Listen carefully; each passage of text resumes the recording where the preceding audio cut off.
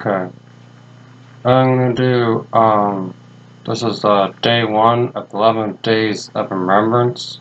These are the final, I'm gonna read stories from the Second World War, but during October 31st to November 11th were the final days of World War I, 100 years ago. And I'll be thinking about my great-grandfather, Rolly MacArthur, and my great-uncle Ted. He defended Halifax Harbor from the German U-boats. And I'll think about the cousin that I had that fought in the Battle of Britain and his plane exploded. He died, so the Luftwaffe didn't take over all of Europe.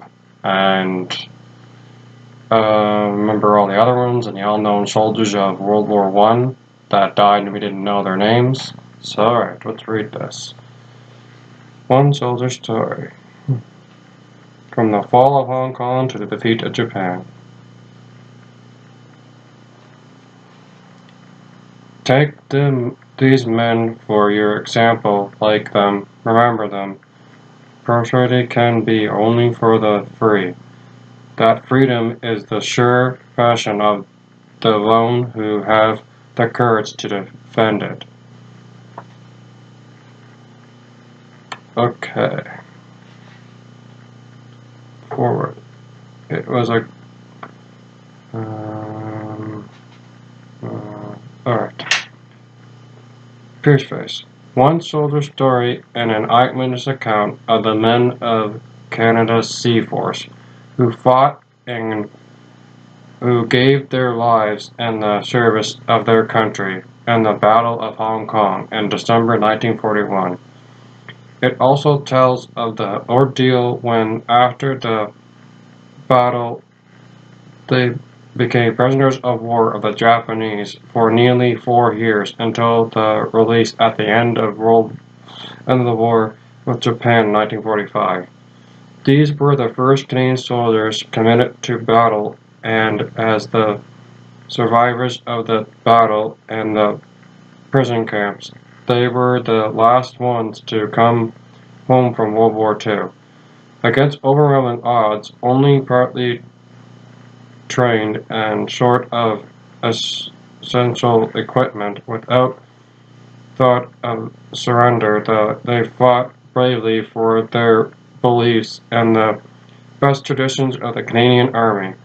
Their conduct both and off the battlefield and Japanese prison camps were characterized by their courage and their loyalty to their country.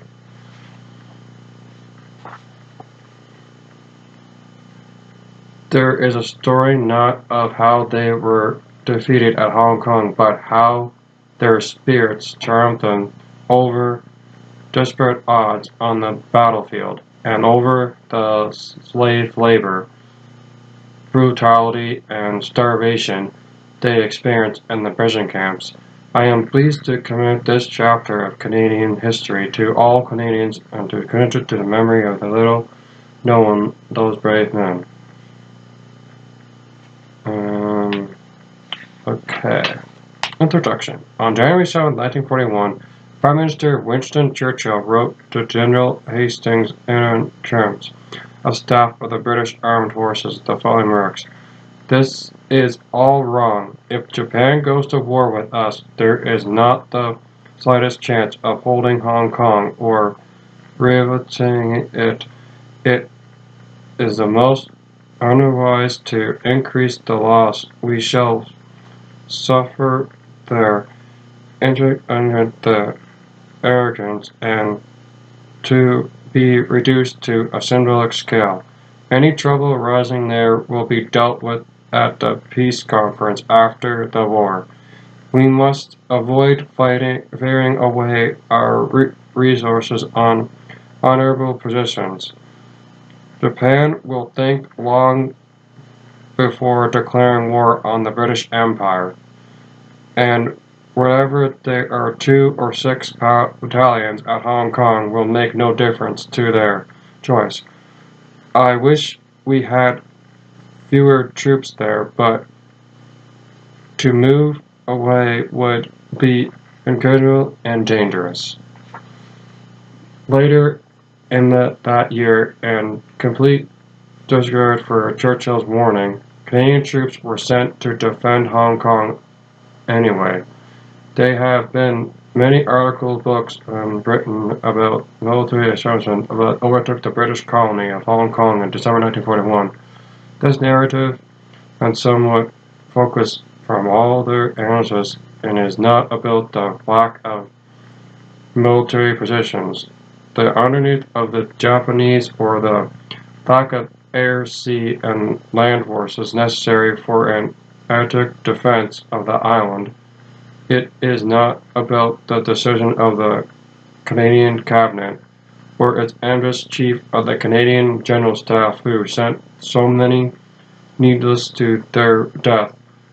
And this is the important story that emerges of all the embrace desolation and all the better tears about a group of young Canadians whose response was charged with hopeless task on a murderous island 12,000 miles from home, was one of unlimited courage and unfailing loyalty to their country. It is not about how they failed at Hong Kong, but how they succeeded in that bloody conflict to show the world their mettle. These young men of the Royal Rifles of Canada, under impossible circumstances and against desperate odds, with their backs to their sea, fought to the end without a thought of surrender because of who they were and what they believed in. Disrupt the odds, fought until they were ordered to cease fire and to lay down their arms. Today, more than 60 years later, I think about the sacrifices at Hong Kong. I still marvel at their valor and am proud to say I was one of them. Okay, that was the author. Okay, Chapter 1, Enlightenment. On September 3rd, 1939, when Britain declared war on Nazi Germany, I was 17, 3 weeks old.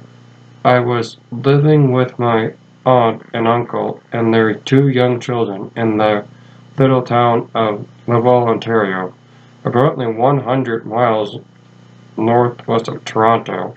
Well, how much is that in kilometers? I was a grade 10 student at the Listowel High School, and in those days, my enthusiasm for school was limited primarily to the football team. My mother and father separated when I was 12 years old, and when I was 13, my mother died. After her untimely death, I went to live with my Uncle George and his family. He was a famous retired professional hockey player, and not only was he one of the greatest players to ever tie on skates, he was one of the final gentlemen to grace the National Hockey League. His picture is reverently displayed today in Canada's Hockey Hall of Fame. Uncle George his life was wonderful too. He became my coach in life, my role model, and my best friend. I live by his values and his examples to this day. As Canada has not yet recovered from the crippling Great Depression of the 1930s, my uncle was now forced to look after a needy teenager as well as his own young family at a very difficult time for him and for all Canadians. He had lost his considerable fortune in a Florida land deal that went wrong in the Depression, and he was having great difficulty as a life insurance agent making ends meet. My father and mother had met in France in World War I and were married in Edmonton after the war. He was a major in the Army and she was an Army nurse. They both served with dedication, and as their only child, I remember the thrilling stories of their military adventures. In the winter of 1938, I had joined the local listing Matilla, which was an artillery unit designated to the 100-foot battery. We were equipped with World War I 18-pound field guns, which were stored in the local armory. It was a member of the local Matilla battery that I began to learn the rudiments of soldiering. I was trained as a signaler and learned to send and receive the Morse code by wireless flag and helograph. As a signaler, I was assigned to the forward observation post called the OPIP, which the battery formation from which by telephone was designed the battery's fire into its selected targets. From the forward position, I watched the senior officers direct the battery from their orders back to waiting guns. It was a thrilling experience for an expressioning 17-year-old to transmit the orders given and then hear the rounds whistle overhead on their way to explode on their target. In December 1939, I went with the battery to Camp Pinawana, where we lived in tents for 2 weeks of training and maneuvers. I loved the Matilla, and I was proud of my position as a signaler in the town's prestigious military club.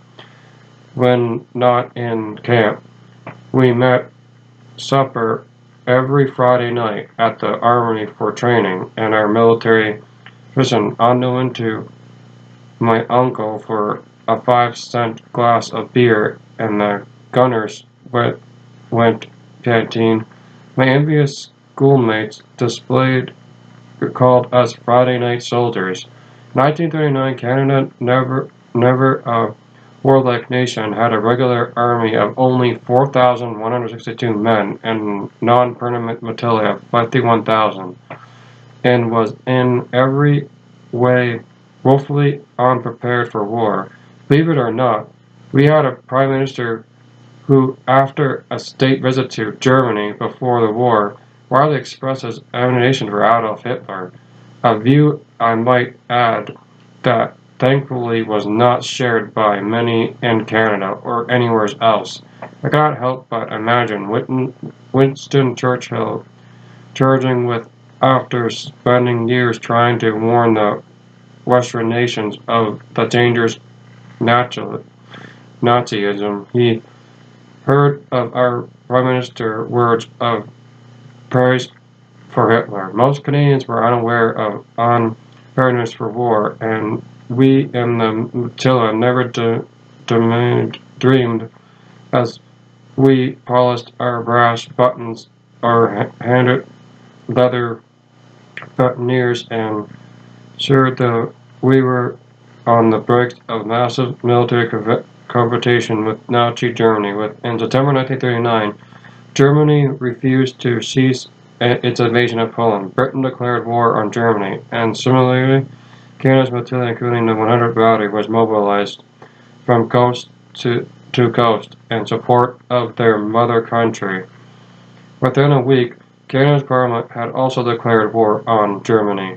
In the meantime, because I could type, I was assigned to type up the acknowledgement papers of the members of the battery who volunteered to serve in Canada's wartime force. My rank was gunner, and I was paid the handsome sum of $1.30 per day. What the heck? That's slave labor!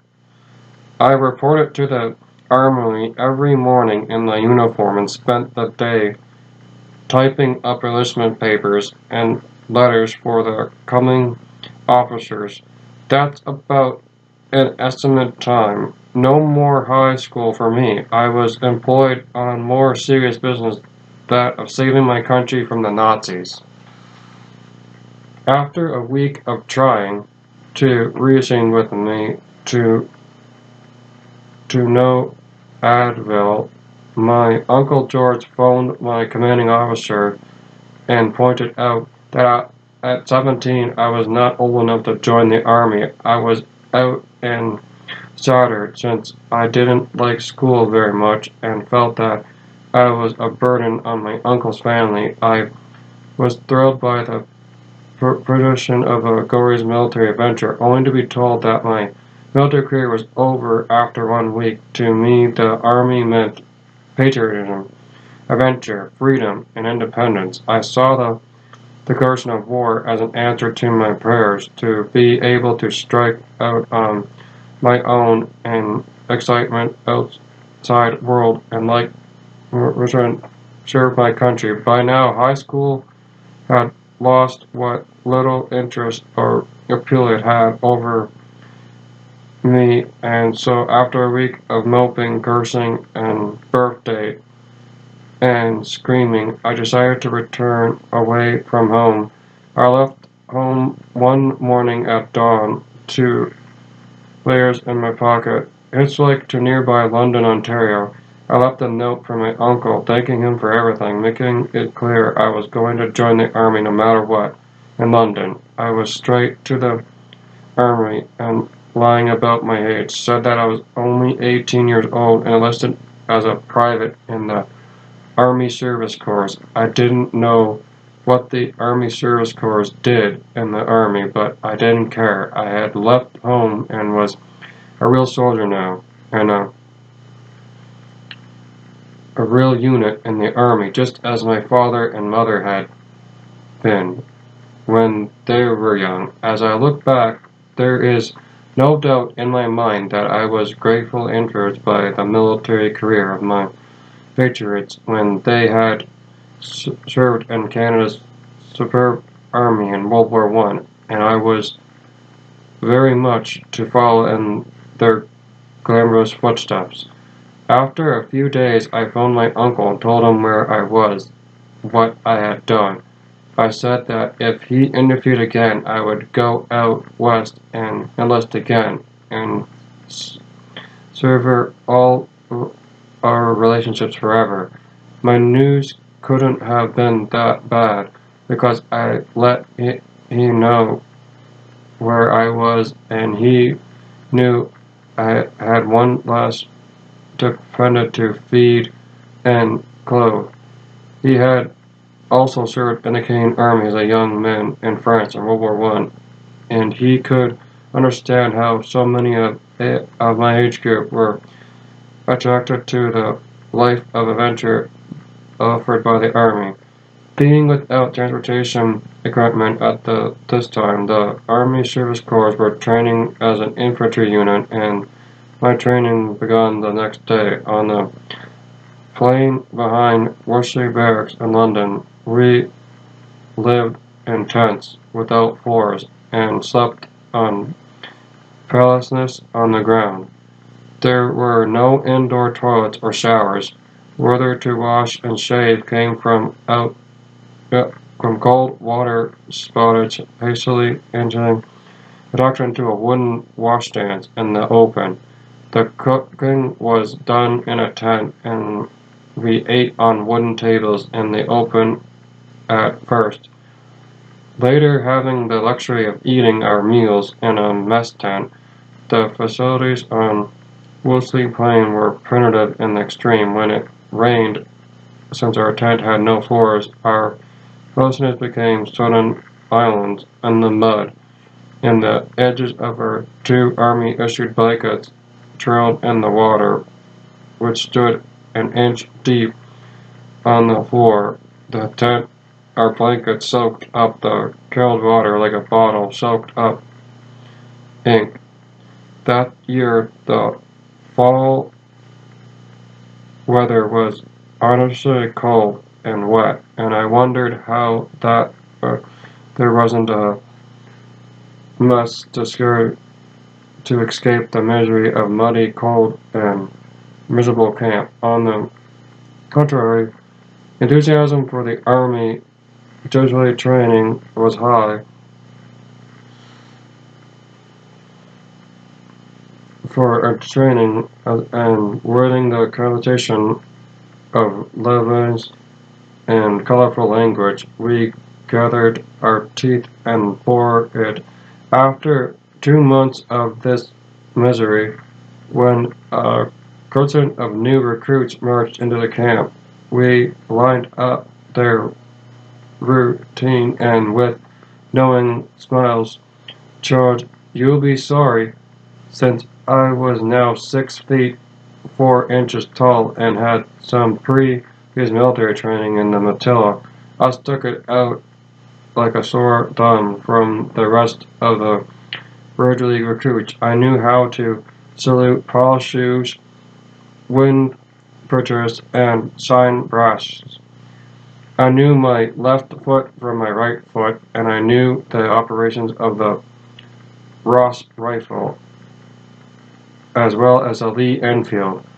These evidence of past training and my enthusiasm for the Army, while I was too young to promote, soon got me picked for guard duty at the main armory in downtown London. The army was also military headquarters for the area. Here I learned to my delight that when not on guard duty, shelled be waterproof sentry boxes. The guard slept in the warm armory on real beds and ate their meals across the street in a restaurant. The guard were also supplied with brand new uniforms and equipment, and because we had to look smart in front of the public passing the army, we even had irons and ironing boards and could send our soiled clothes out to the local Chinese laundry. I was learning that whole military life was fair and was fairer for some than it was for others. After 1 month of service, we were given 48-hour passes, which, when I could go home to Louisville for the weekend, there dressed up my new uniform, I met my envious friends who were still stuck in Sleepy Hollow and going to high school. I liked the Army, the discipline, the comrades, and above all, the sense of adventure I love for the simple pleasures of the day with my comrades and like soldiers everywhere gave no thought to tomorrow. My enthusiasm in military life, however, one day received a major setback. During the next inspection one day, I was put on report for appearing on the regular morning parade unshaven.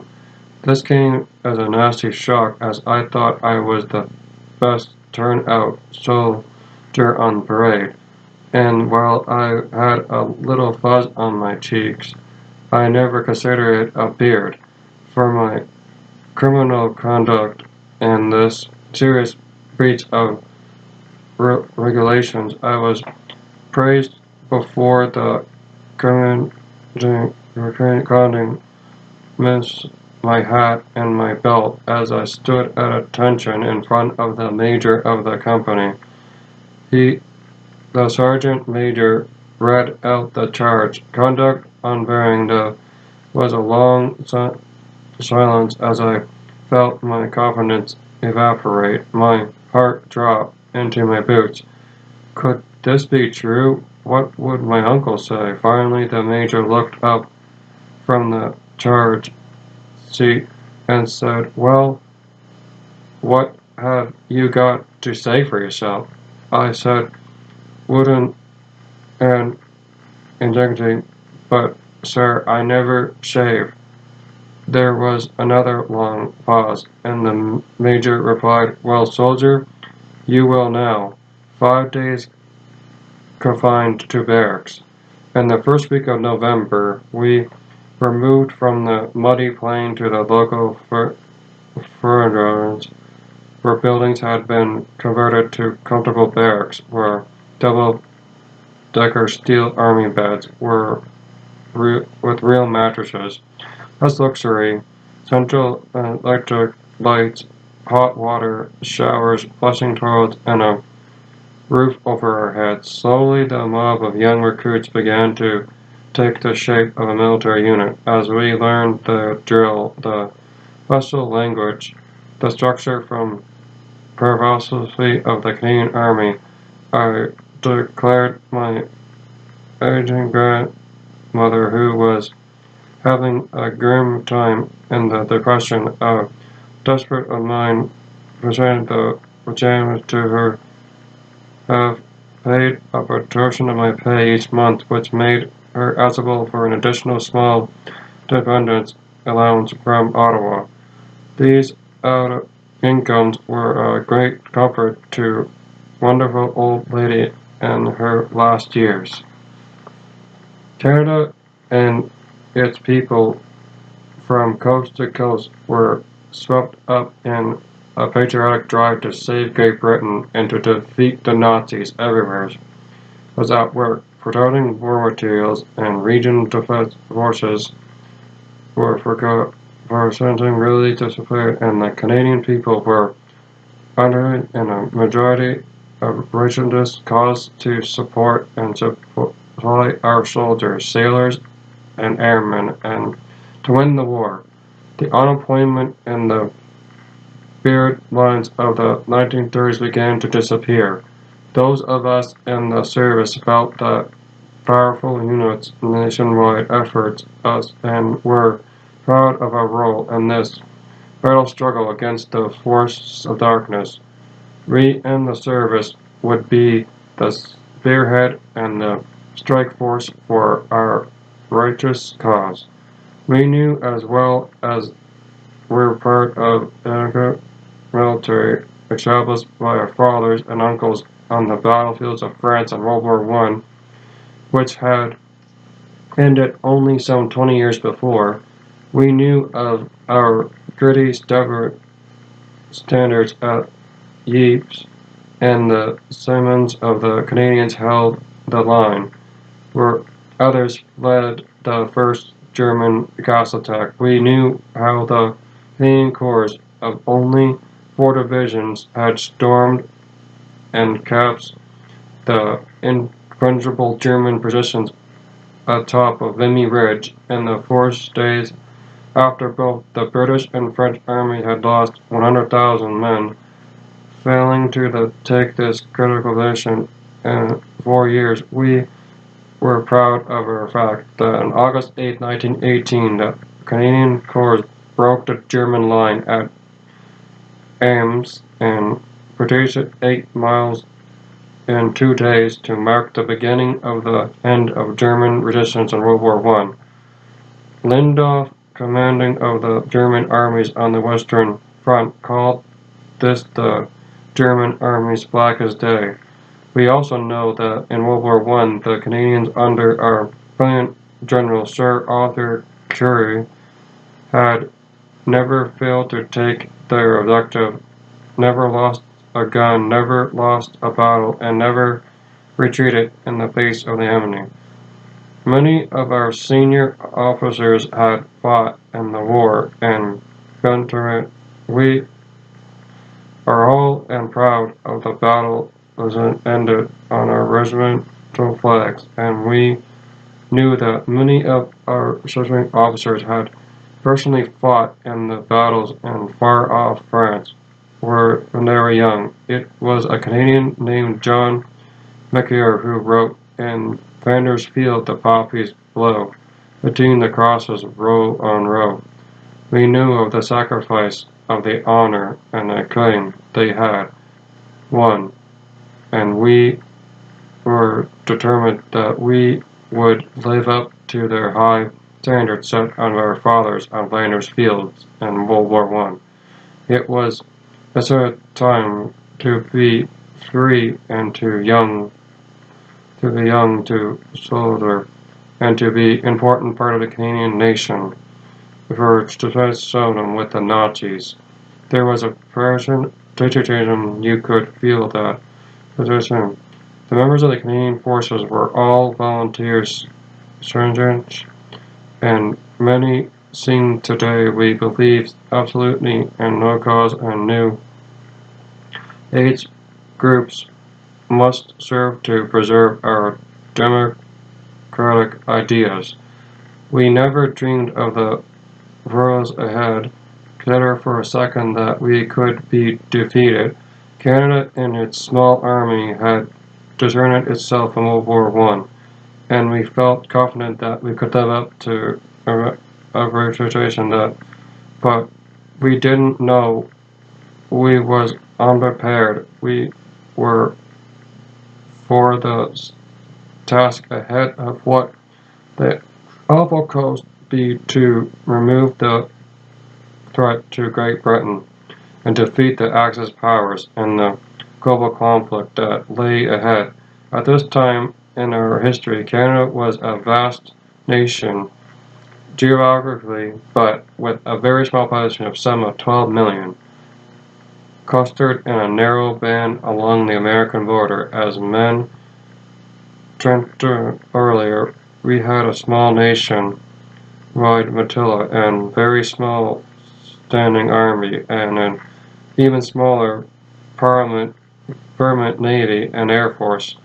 Canadians of the day provided no threat to our national security, as we have lived in peace for over 100 years alongside a giant neighbor to the south, with the longest undivided border in the world. Military careers were not much considered in Canada, and not very attractive to our young people, as we were by no means a military nation. In this relatively new country of Canada, whose people and commerce were still largely devoted to agriculture, mining, fishing, and forestry, with no real military power, they pay a standard heartfelt with feeling of loyalty to the ruling British monarch and the people and the interests of Great Britain. This was only natural, since long before confidence, hundreds of thousands of our immigrants had come from England, Scotland, and Ireland in the early part of the 20th century. Even more came from these countries as the railroad pushed westward to populate the vast Canadian land. English Canadians especially had strong ties of blood, language, religion, political, and commercial negotiations, commerce with the mother country. Given this back of southern interest in the crime that so many Canadians felt unnecessarily loyal to Great Britain, many French Canadians were their thought about also felt a similar loyalty to our common values. And in 1939, when Britain was again threatened by her old nemesis, Germany, on their part, the question was not if we should come to Britain's aid, but how, and how quickly could we be helped if it. And it occurs that the summer of 1939, King George and the Queen conducted a giant royal tour across Canada that was met with great outbursts of loyalty expressed by the Canadian people from coast to coast. How I know that the first hand, because 100 party of which I was patriotic and tried like parade, generally a royal tour, and our unit was inspected in person by the King and Queen. It was in a service by royals, if how of the Mr. of Prime Minister of Canada, Mackenzie King, who, undoubtedly to the honor of the royal party, accompanied the visitors from place to place across the entire nation. I have wondered since of that royal tour of Canada in the summer of 1939, just before the war, was motivated by a desire to assure the current Canada's loyalty to the crown as the war clouds gathered in Europe, and the warning of the Winston Churchill, who saw the Nazi vengeance for the had needed the British Parliament. There was little attention paid in Canada to the pacifists and those who wanted to further appraise the Nazi dictator. However, in any event, in the summer of 1939, as Hitler and his gang of thugs completed their plans to attack and conquer Europe, patriotism in Russia assumed to be a basic pursuant for Canadian citizenship. That's the end of Chapter 1. I'll read Chapter 2 tomorrow, and I'd like to thank the veterans for making me free so I can read this book. I will read Chapter 2 tomorrow.